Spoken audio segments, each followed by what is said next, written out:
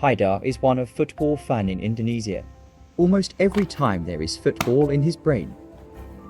Football in Haidar is not just a hobby, but also a passion. This can be happen because every innovation from Haidar in his scientific field is always integrated with football. After working on the internship and write his thesis, Haidar always took the time to play the PlayStation to refresh his brain. And now Haidar play his favorite games on PlayStation. That is a FIFA 23. With his favorite team Manchester City. As a person from Malang City, he really likes the Arema Football Club and the Indonesian football national team. As an Arema FC fan, he has various innovations that he wants to develop for Arema and Indonesia. All of these innovations stem from a phenomenon. That is the fanaticism of football fans in Indonesia. As a super football fan, Haidar always know about football news in Indonesia. From the various news stories that have been read, almost all of them are negative news related to Indonesian football. And the problem is because of the negative fanatism of supporter in Indonesia, like football riot, assassinate and racism.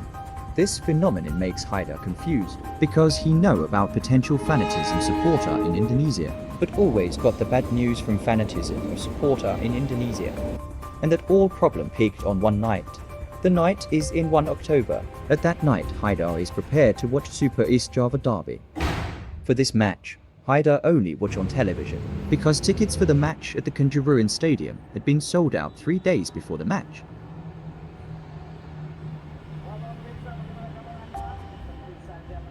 This game is very exciting, especially when Arema FC succeed to equalize through a penalty kick from their best striker, Abel Khan.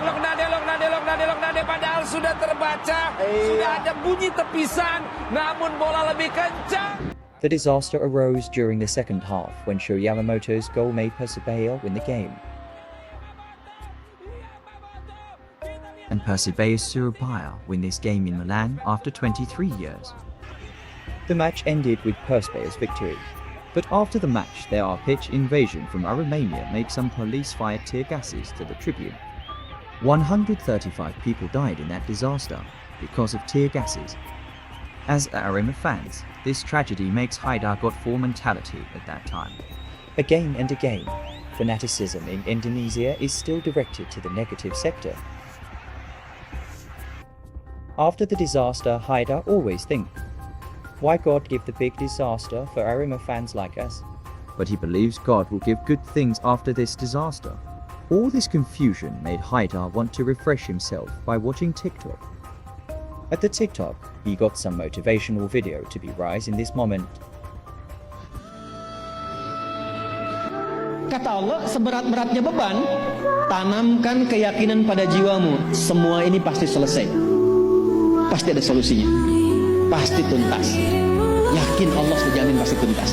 Jadi kalau sedang punya persoalan, yakinkan pada diri kita masing-masing, ini pasti selesai. Insya Allah ada solusinya. Gak mungkin Allah titipkan kalau saya tidak sanggup menjalaninya. After Haidar watched that video, Haidar more confident that can solve this problem.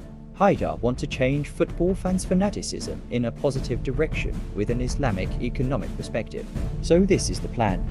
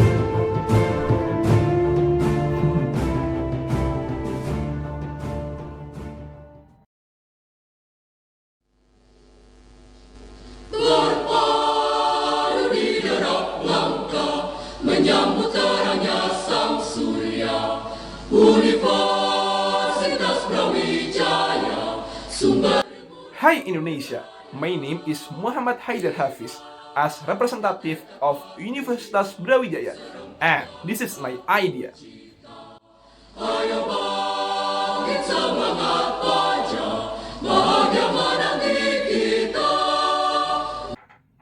Indonesia is the one of the country with the biggest football fans in the world. According data from the Ipsos Group as a multinational market research and consulting from the Paris, France said Indonesia is the place for the biggest football fans in the world with a number population of the football fans in Indonesia until 96%. This data makes Indonesia are in the top rank with the number of football fans population beside Saudi Arabia, United Emirates Arab, India, Argentina, and even Brazil. But the biggest number of population of football fans in Indonesia are not followed by the supporter value itself, because the big population of the supporter in Indonesia is still direct into the negative sectors. So there's so much bad news about the supporter in Indonesia, like a riot and assassination between the supporter, and the common problem is the racism. This negative culture of the supporter in Indonesia peaked in the one night, in the first night of October 2022. In that night, there are 135% are died because of the riots and the tear gas in the stadium. From this problem, a question arises. What is the solution? To make some solution, we must integrating with some potential in Indonesia. The first potential is the population Muslim in Indonesia itself. According data from the Royal Islamic Strategic Studies Center, Indonesia is the country with a number biggest population Muslim in the world. The number of the Muslim in Indonesia based from that data is 231 million people.